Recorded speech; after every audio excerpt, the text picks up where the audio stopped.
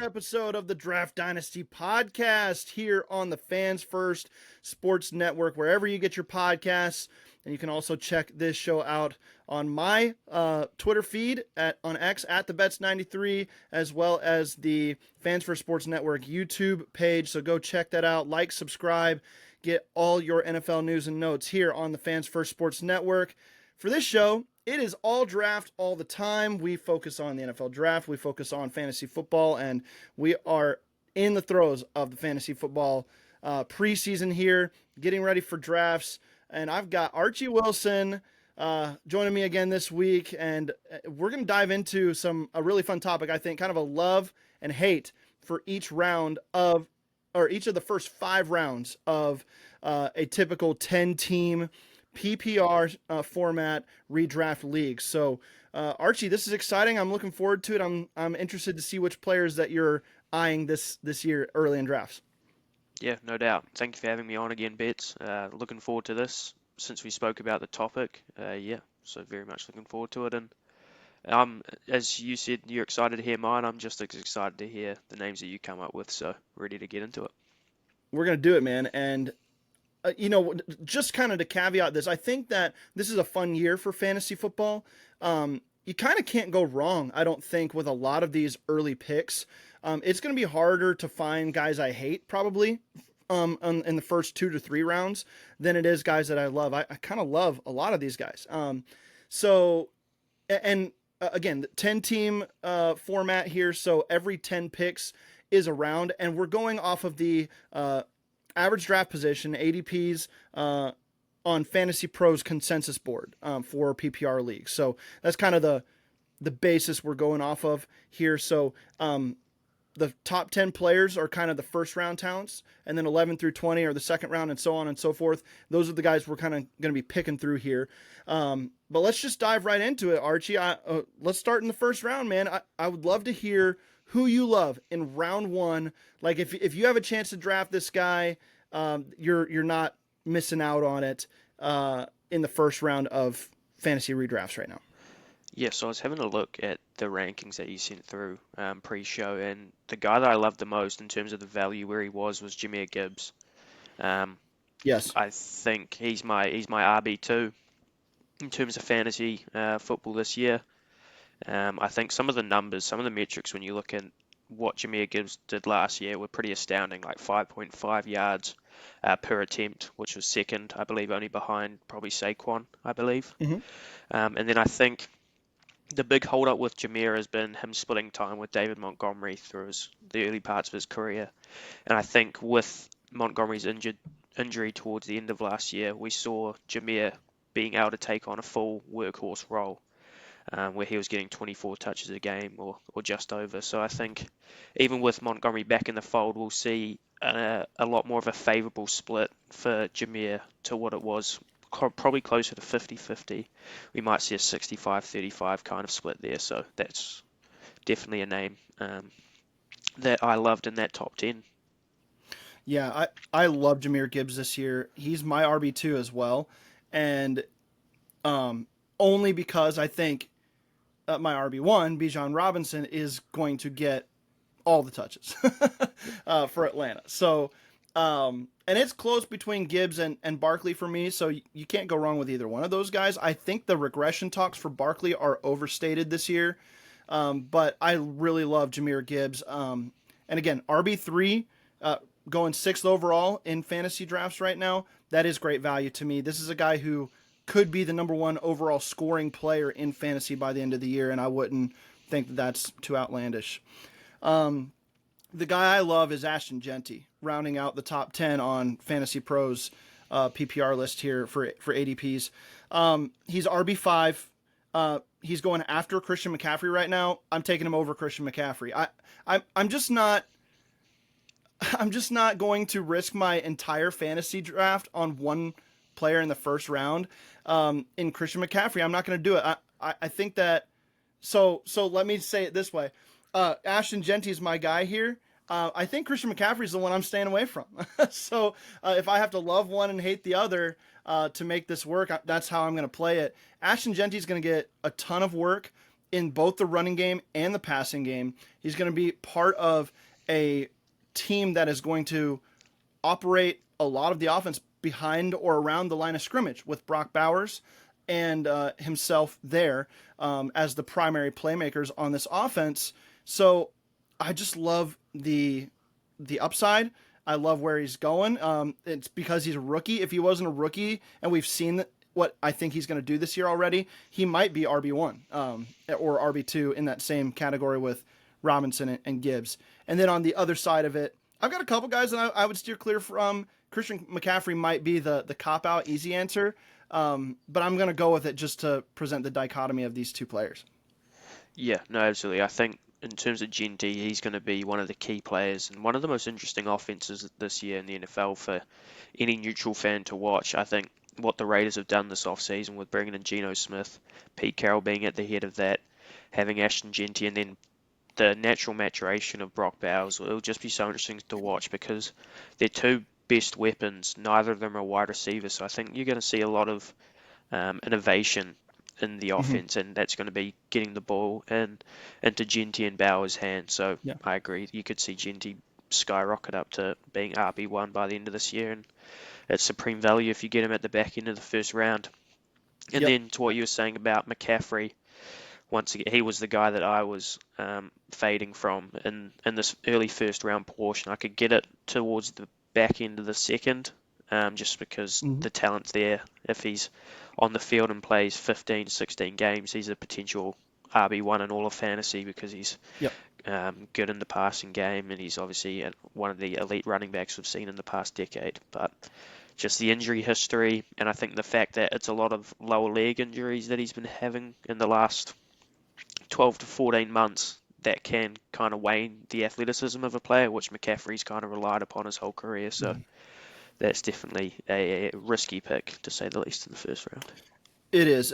And the other player I was looking at here was Puka Nacua, just because, I don't know, it's hard to bring me around on guys who were not high pedigree players in the draft that have been playing above what the expectation was.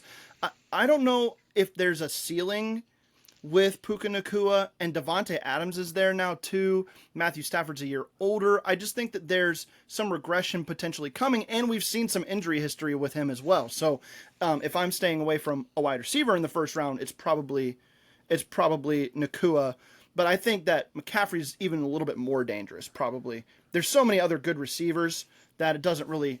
If you take a swing on Nacua and it doesn't work out, you've probably got 2 or 3 other guys who can fill in for him by the time you're done with your draft, and you feel pretty comfortable there. But if you miss on your RB1, it could be a long season for you right away. So I think I have to go with McCaffrey there.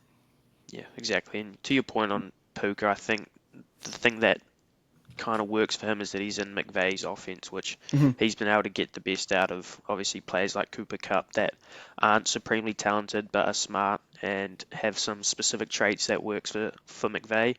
But I think the underrated addition of Devontae Adams is he's a different level to what Cooper Kupp was last year. So there's some serious competition there now for Puka, because I don't think Cooper Kupp's what he used to be anymore. Yeah. And I think Devontae Adams is one of those guys that can kind of fit in any system, and a player that Sean McVay is going to love to have around because he doesn't have to manufacture separation for him. Devontae's the best separator in the league. So it'll be interesting to see how they divvy up the targets. Absolutely will. I'm excited for that offense. So I don't hate anything going on there. I just don't know about the first round price tag for Puka Nacua there. All right, let's get to the second round conversation here. It starts with Amon-Ra St. Brown at 11. Derrick Henry's going 12th overall for ADP right now. Nico Collins, Brian Thomas Jr., Devon Achane, A.J. Brown, Drake London, Brock Bowers, Jonathan Taylor, and Ladd McConkey are the second round guys in standard 10-team redraft leagues per ADP. So I guess who stands out to you here as a guy you love in the second round, Archie? Yeah, so a guy that you mentioned there, Brian Thomas Jr., I could take him in the first round and be fairly happy. Yeah. He's your prototypical X-wide receiver. He had a high target share last year. I understand Travis Hunter's coming in this year, but I don't think we see a massive drop in his target share just because the head coach, Liam Cohen, was the operator of the Bucks, who had Chris Godwin and Mike Evans. So I think those were two alpha wide receivers that were able to get the ball in their hands. And I think the early portions of last year we saw the Bucks dominating wide Yeah. receiver fantasy. So I think you're going to see a similar setup potentially, but Brian Thomas is still the number one guy there. I think the fact that Travis will be more of a Z type and have a little bit less pressure on him as an offensive weapon, just because he's also going to be minoring in defense. So I think Brian's one of those guys that he'll take a step forward from his rookie year. And I think the other point is with Liam Cohen's effect, you're going to see a step forward from Trevor Lawrence, I believe at least. So that's going to obviously have a positive effect on what Brian Thomas can do for you. Yeah, I love that stack for fantasy this year. Brian Thomas Jr. and Trevor Lawrence, waiting on your quarterback and taking Lawrence in the mid rounds. And so Brian Thomas Jr. was going to be my pick here too. But let me do this. I'll see your Brian Thomas Jr. I'll raise you a Drake London. Two very similar players, I think. They're the top dog in their receiving cores. The additions on their teams only help what I think they're going to be able to do. For Atlanta and Drake London, it's Michael Penix Jr. taking another step forward in a quick strike offense that's designed around just Penix making the right decision and throwing to the open guy and reading out the defense and not doing anything, like playing very much like a Jared Goff style of quarterbacking from the pocket. If he can do that with some efficiency, Drake London already proved with Michael Penix Jr. In their time together last season, Drake London was the number one scoring wide receiver in fantasy over the last, I think, 6 weeks of the season. I think that could continue into this year, and I just love that potential connection here. And Drake London in this offense is just going to get peppered over and over. So I don't know. Those two guys I really love in this round. You take Brian Thomas Jr., I'll take Drake London here. And then I'm curious to see who is kind of the guy you're steering clear from in this range. Yeah, I really struggled to come up with someone that I was really fading, but a name that I came up with was Jonathan Taylor. And that's kind of similar to the Christian McCaffrey, is that the injuries. I think he's been on the injury report, and every year in this decade because of his ankle, bar 2021 or something like that. So he's got a lot of history with lower leg injuries, and then he's had shoulder injuries and ribs and knees. So he's just a guy that sees a lot of volume and misses a lot of time. I think he's missed 16 games in the last 3 seasons, and if you're getting that from your second round pick, that can be tough, especially if he's your RB1. Yeah. And I think the other thing about Taylor is that they've got DJ Giddens, who I was pretty high on coming out of the draft, and they've also got Khalil Herbert, so he might not see as much early down volume, just to kind of spare his legs a little bit and give him some rest time. So he's still going to get the end zone touches, but I think in terms of volume, he might see a little bit less, which has been Jonathan Taylor's selling point, is just the sheer amount of carries he gets. He's not uber efficient like a Jahmyr Gibbs. Yeah. So if you take back some of that volume, he might not be quite as effective as a fantasy running back. Yeah, it very well could be. He's a guy I'm definitely watching. I guess I don't mind taking him in this portion of the draft, but I would prefer to have a different choice. I like Brock Bowers here in the second round. I'd take him as the pretty clear-cut tight end 1. He's going to give you low-end wide receiver 1 numbers from your tight end slot on a weekly basis, and I can work with that, right? So I love him here. The guy I'm kind of like, I don't know. I just don't. There's a lot of things scare me about the Texans offense going into 2025. I think everybody kind of looks at how bad the offensive line was last year, and they're like, oh, it can't be that bad again, so they're naturally just going to improve.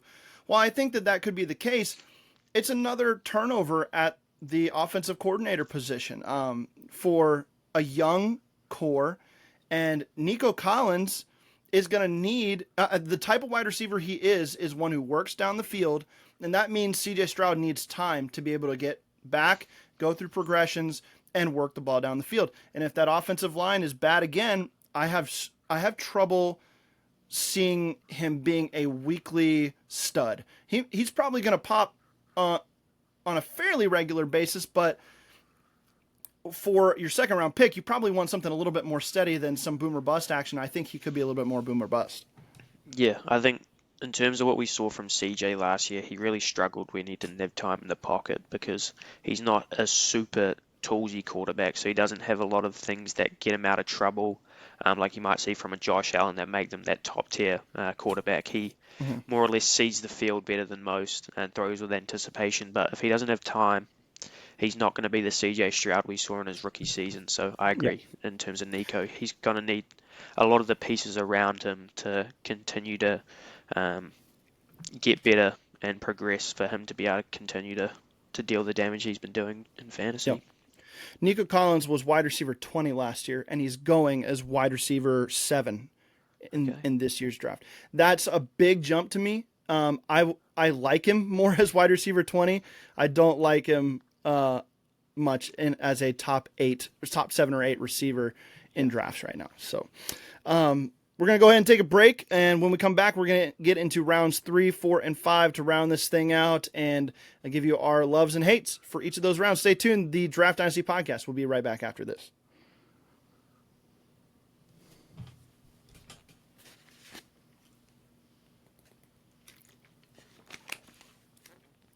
And we're back here on the Draft Dynasty Podcast. It's Jeremy Betz. It's Archie Wilson. We're talking favorites and least favorites in each round of the, each of the first 5 rounds, of redraft leagues in a 10-team format, PPR format, and we're using Fantasy Pros consensus ADPs right now to go through these lists. So rounds 1 and 2 down. Archie, let's get into round 3 here. Josh Jacobs is the 21st player on the board, followed by Bucky Irving, Chase Brown, and then our first quarterback, Lamar Jackson at 24, Tyreek Hill at 25, Trey McBride, our second tight end here at 26, Josh Allen, T. Higgins, Kyron Williams, and Breece Hall round out the third round prospects when it comes to 10-team leagues and in drafts. So I'm curious, again, who's your favorite player here that you are going to be targeting in the third round? Yeah. So the guy I was looking at, you said his name second, it's Bucky Irving. I think he was one of the most efficient running backs in the NFL last year, and his share of carries only got bigger and bigger throughout the season as he kind of launched himself onto the scene. I believe he got somewhere up around the 70% in terms of carries last year towards the end of last season, and he started out at 30. So I think you're going to see that kind of carry over this year. You're going to see him start off as the clear running back 1, and I think the fact that they didn't add to that room as well is an interesting thing, that because I think Rashad White's kind of fallen out of favor there. I think it's Taylor. Is it Sean Taylor potentially as their third running back? I cannot remember. Yeah, I can't remember who's I there. know he was there last year though, so it's the same room basically returning, and Bucky was the clear by far number 1 towards the end of last season, and it was a good offensive line, and they've returned all 5 starters as well. So I think you're going to see a year where Bucky, who's one of the most elusive players in the NFL, I believe he forced some of the highest missed tackle numbers in the league last year, and I think you're just going to see another step from him again. Sean Tucker was RB3 over there. It was Irving, Rashad White, and then Sean Tucker. So, so sharing a backfield, but I think you're right. Bucky Irving probably takes a much larger workload this year. He was far and away the best player out of that backfield last year. Liam Cohen's departure makes me a little nervous for how efficient this Bucs offense will be, but I think Bucky Irving might transcend that a little bit because of the style of runner he is. He just is kind of like a very smart, good vision running back, and that offensive line is still going to be really good. So even if the coaching dips a little bit, I think the talent of the offensive line in front of him and then his vision will probably make up for it. When I'm looking at this group here, the third round's tough for me. I think that the guy who represents kind of like the best value here is probably Trey McBride at the tight end spot, because I think it drops another tier here from Trey McBride to the George Kittles and then the next group of guys here when it comes to consistent tight end production that you're going to get. So I'm going to say I love Trey McBride in the third round. If you miss out on Brock Bowers in the second, and every team but one will, right? Only one team's going to get their Brock Bowers this year. Trey McBride is a fantastic consolation prize and a guy that I think you really want on your roster. I'm waiting. Let's see here. Tight end 3, George Kittle. I guess he's going in the next round at the very back end of the 4th round, but that's ADP. When you get into this range, that could be a guy in your draft that goes in like the 6th round, George Kittle, right? So Trey McBride is a guy that you're risking a lot if you don't get one of those top 2 tight ends of just not having a guy who's going to provide you a lot from the tight end position all year long. So you have a leg up if you get one of those 2 guys. So I like Trey McBride here. I'm curious your thoughts about him. He didn't have a touchdown until or did he even score one last year? I think in the end he did, but he didn't have one for the majority of the season. So yeah, no, I think McBride is one of those super athletes at the tight end position, and I think we'll get into one of his teammates soon, but in terms of his chemistry with Kyler Murray, that definitely seems to be there, and he seems to be the target that Kyler kind of sees as a safety blanket. So I think in terms of McBride, he's definitely that tight end 2, and he's more than. I think will kind of give you high-end wide receiver 2 and potentially low-end wide receiver 1 numbers, like you said with Bowers, but Bowers is just that notch higher. So I think in terms of McBride, once again, another year with Kyler, you're going to see him kind of take another step forward in terms of potentially the amount of opportunities he sees, because he wasn't super coveted coming into last year as being one of these top 1 or 2 or 3 tight ends. So I think now it's pretty clear, because of the athlete he is and the ball skills he's got, that you're going to see more opportunity for McBride. Yeah, I agree. All right, who's a guy that you're steering clear of in this round? For me, it's Tyreek Hill. Okay. I think in terms of a lot of the metrics we look at, I know last year was a bad year for the Dolphins, but he was separating at about 50% the level that he was in prior seasons. Now, I'm not sure if there was potentially a different injury going on to the wrist that was definitely reported, but he was definitely struggling a little bit more out there, and that could be because of age. I know he's just ran super fast, I believe, in the 100 meters, but potentially in terms of just his get off the line that made him so dangerous through his early Miami days and through his time with the Chiefs, he might just be might have slightly lost a little bit of that now going into age 31.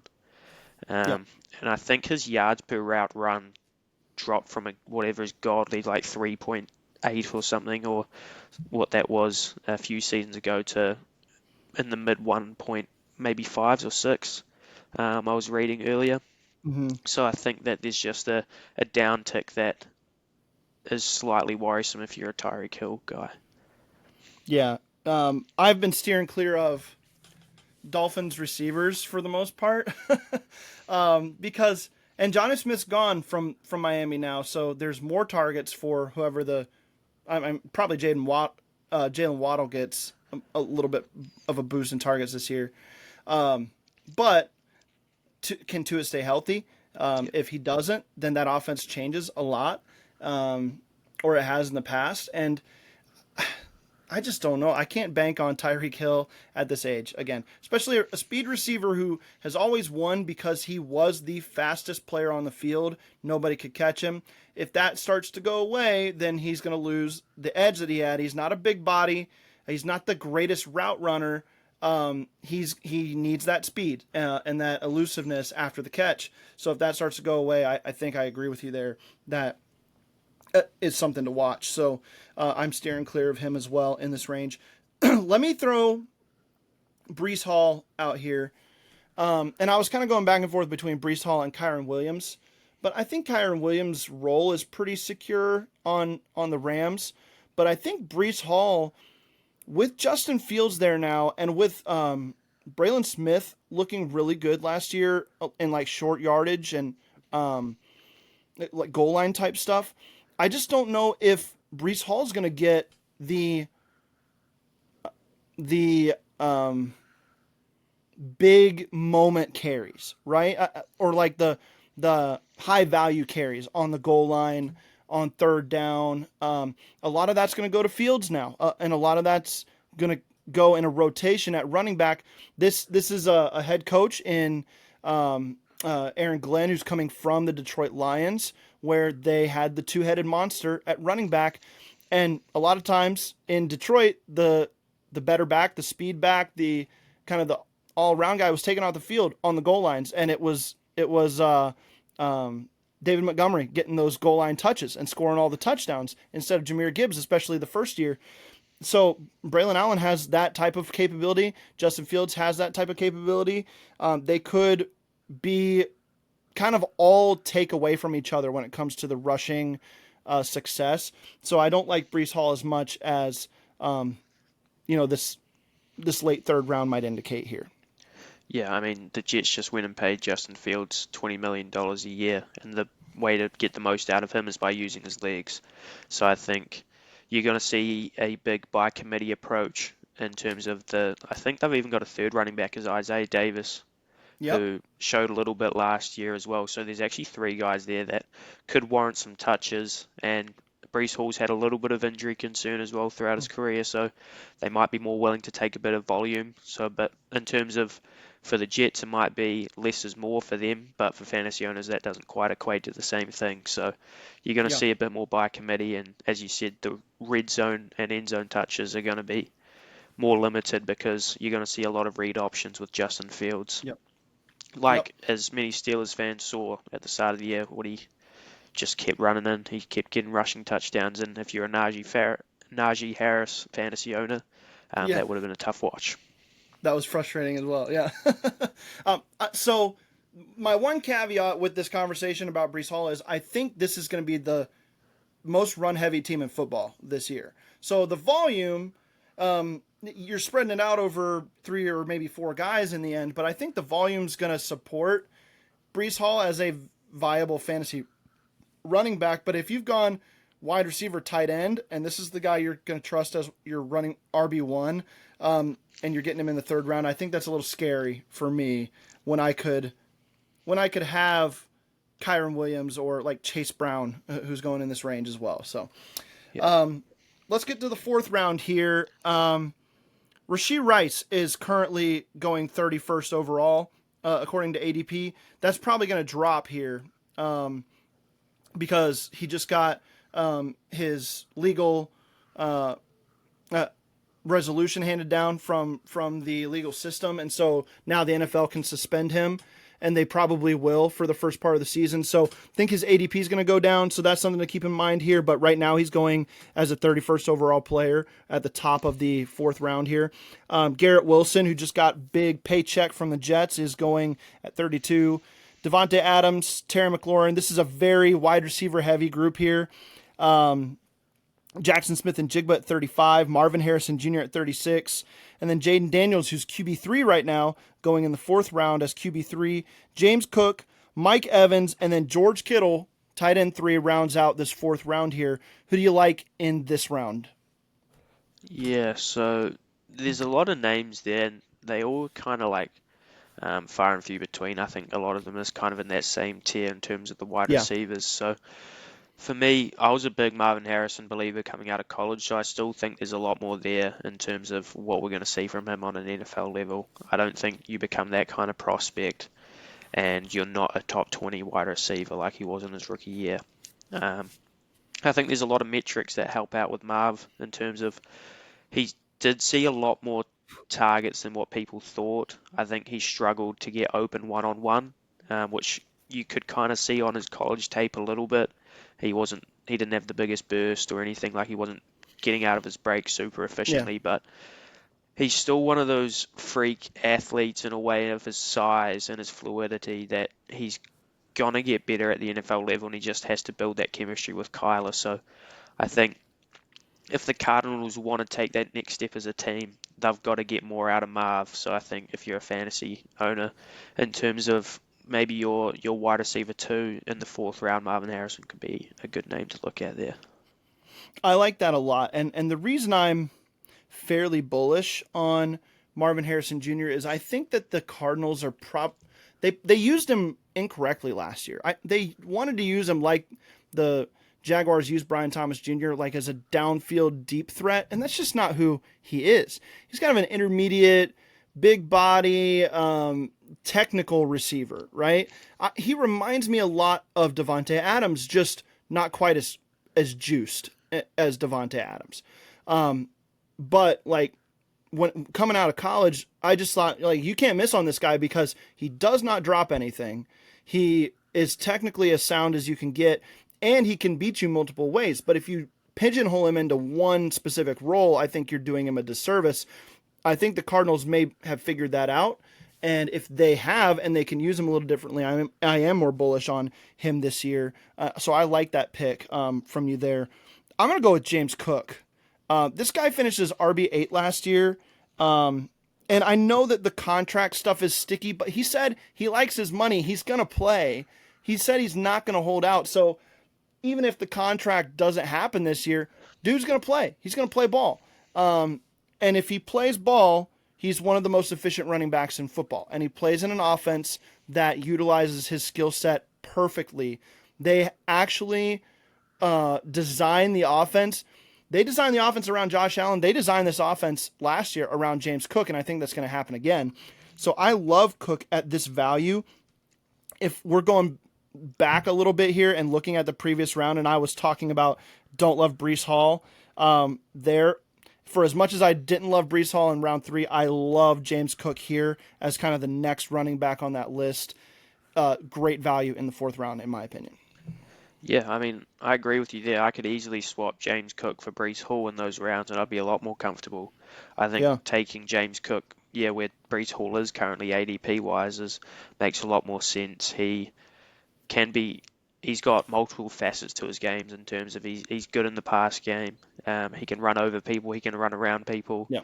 And he's just a really smooth operator. Like, I think the more that people watched in terms of the playoffs and actually saw Buffalo and how they play the game, James Cook obviously was, alongside Josh Allen, the centerpiece of that offense. So I think you'll see more of the same this year. I don't see why they would go away from that. In fact, they might just increase the role that James Cook sees more. So, I can't disagree at all.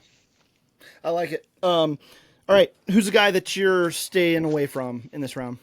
Yeah, I really struggled with the staying away from him in terms of these last few rounds. And I think all I could really settle on was Jaden Daniels. And it's not because of the player. It's because of the position. Personally, I'm not big on taking quarterbacks in the first 4 rounds or so. I think you can get players like Trevor Lawrence later on that you can go win fantasy redraft leagues with and just build a team around them.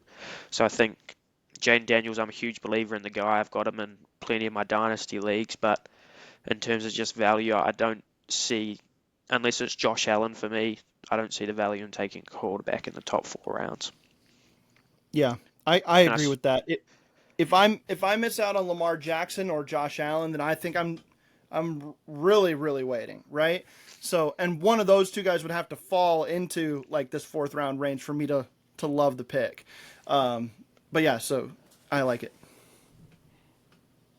Yeah, and I mean, there's obviously that risk as well that he might do a CJ Stroud and have that sophomore slump a little bit as well. So there's only 1 year sample size, so it's just it's a bit of a risk. It is, and his wide receiver 1 is unhappy with this contract situation. He's going in this range at 34. There's a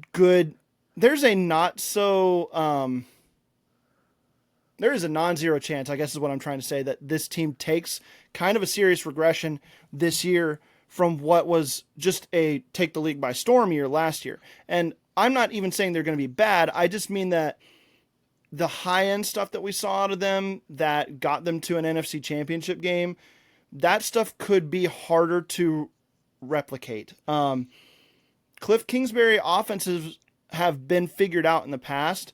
Jaden Daniels may change that because he's so special, but there is a world where it all takes a little bit of a step back this year, especially if they don't figure out the McLaurin situation and he ends up holding out or not playing, things could get dicey for that. So I like that a lot, and I do like the other quarterbacks down the road a little bit more.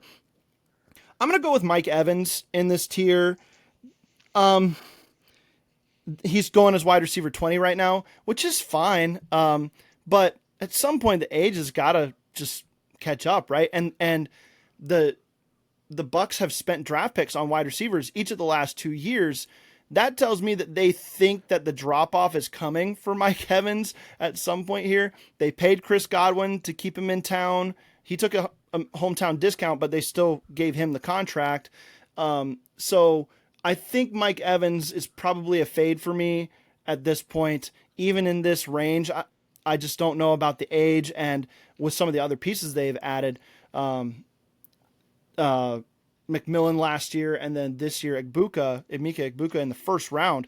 Those are high-level investments in wide receivers, a third-round pick and a first-round pick, and I just think that might be the writing on the wall that nobody's paying attention to for Mike Evans. So he's coming off of a great year last year. He got his 1,000 yards. It was fun. It was exciting, but the wheels might fall off sooner rather than later, and I think I'm jumping off the ship at this point and letting somebody else ride that wave.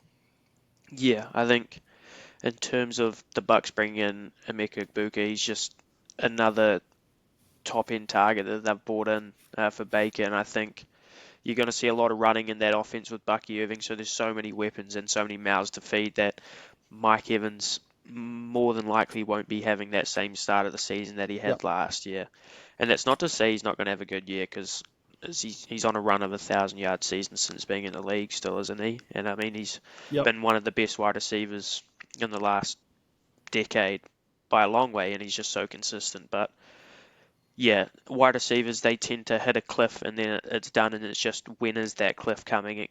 It might not be this year, but is that a risk you're willing to take in terms of your wide receiver 2 going into the year? I agree. I'm not really willing to take that risk. Okay, so we're going to move on to the final round here. We're going to go into round 5, and a guy that we love, a guy that we loathe, if you will. Maybe not loathe, but that's a little strong. But a guy that we're steering clear from. Jalen Hurts starts the 5th round conversation here as with an ADP at 41, according to Fantasy Pros consensus board here. Amari Hampton, the rookie running back in LA, is going 42. DJ Moore in Chicago at 43. Kenneth Walker in Seattle, Alvin Kamara, and then Joe Burrow is QB5 here. Chuba Hubbard, DK Metcalf, Cortland Sutton, and Devontae Smith round out the top 50 players according to ADP on Fantasy Pros. Who do you like in this round here?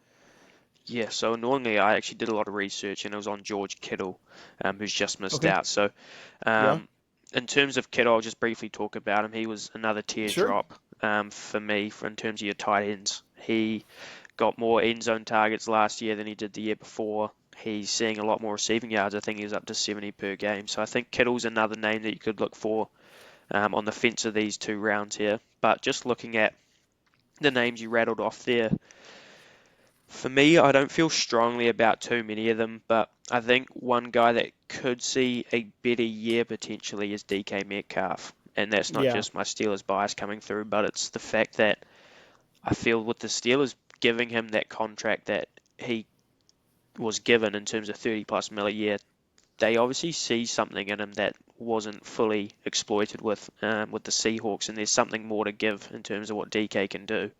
He's the clear number 1 option. His best routes that he runs works well with Aaron Rodgers. So I think you're going to see the ball thrown a bit more this year in Pittsburgh. Not saying that they're going to abandon the run game, because it's still going to be a run-first offense, but with Rodgers, you're going to see him check in and out of plays more, and I think DK is going to potentially see more targets than what he did in Seattle towards the end of his tenure there with Smith and Jigba, sorry. So I think DK could take a step forward. On the Steelers Fix podcast on Steel Curtain Network yesterday with Corey Eckenroth, one of my bold predictions was that through the first third of the season, DK Metcalf might just be leading the league in targets at some point in that stretch, because he's such a clear-cut one for a team that has a quarterback who's going to throw the ball. I mean, yeah, they're going to run the football a lot. They're going to throw the football too with Aaron Rodgers. Let's be clear about that. And like you said, I think the kicker here is that DK Metcalf fits the Aaron Rodgers get the ball out quick on the back shoulders, on the seam balls, and on the slants and goes and stuff like that. And so when Aaron Rodgers is looking for easy buttons, he's going to look at DK Metcalf and he's going to look at him back shoulder. He's going to look at him on slants. And those are high volume type routes.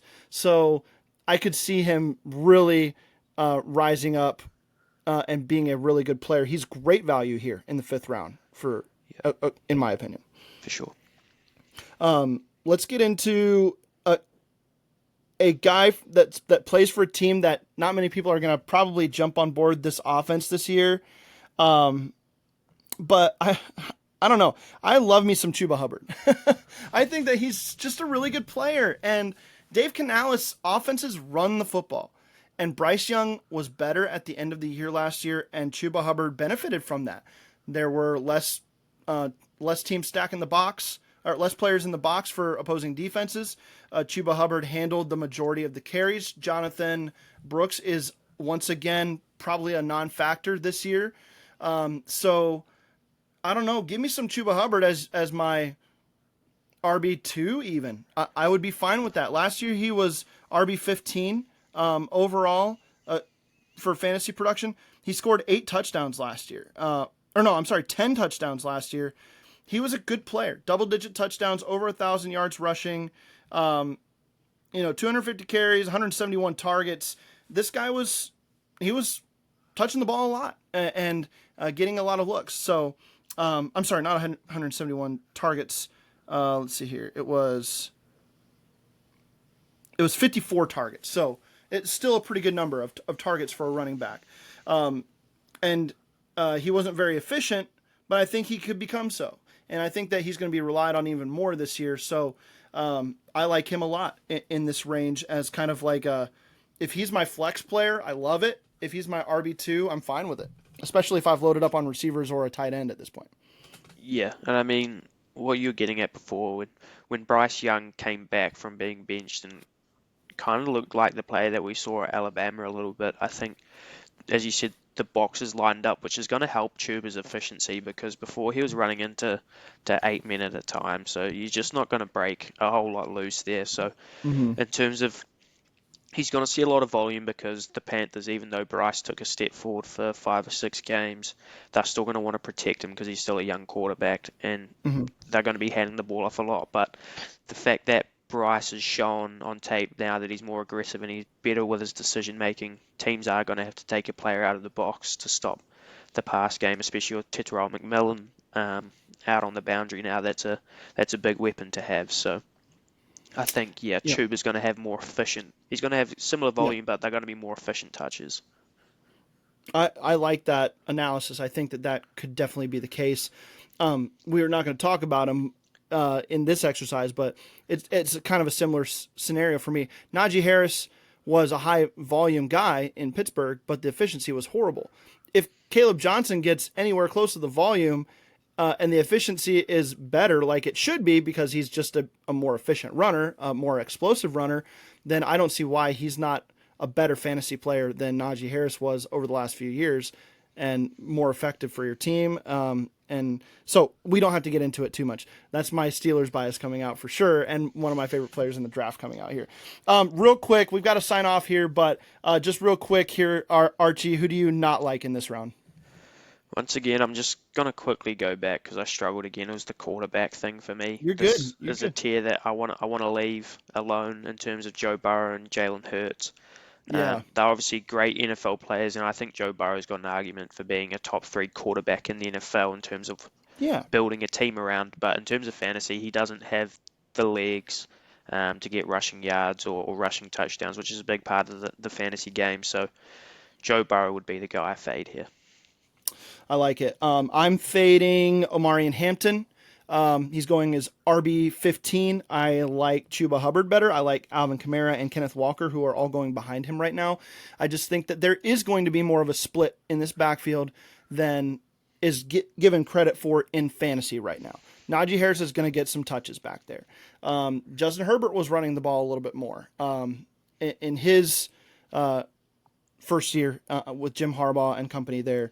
I just think that it's too early for a rookie that's sharing a backfield.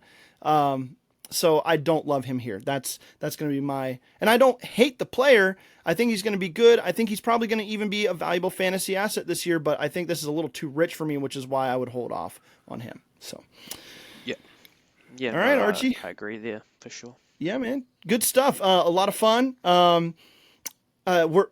I think here soon, and we'll keep you guys posted if we're going to be able to do multiple leagues potentially, but we're going to do a Fans First Sports Network fantasy league, maybe a Steel Curtain Network league here this year again, and get some listeners involved. So hit us up on X if you'd like to be involved in that. It's at the Betz 93 for me. It's at @Wills_Steelers for Archie there, and we will have we'll have some fun with that over the course of the coming weeks. Training camps are about to roll in here, Archie, and we're going to stay busy with the content. Hope you have a good rest of your day. Thanks again for tuning in. Thanks, Archie, for joining. Let's call it here. This has been the Draft Dynasty Podcast. We'll talk to you next time.